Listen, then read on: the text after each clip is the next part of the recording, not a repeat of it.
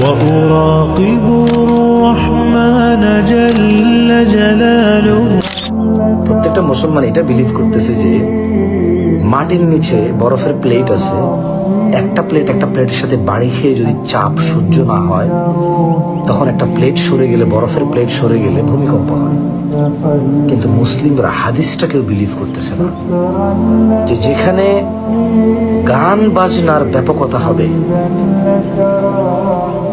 নর্তকীর ব্যাপকতা হবে এবং মদ পান সহজীকরণ হবে, তখন ভূমিধস, ভূমিকম্প আর আকৃতি বিকৃত হওয়ার ঘটনা ঘটবে।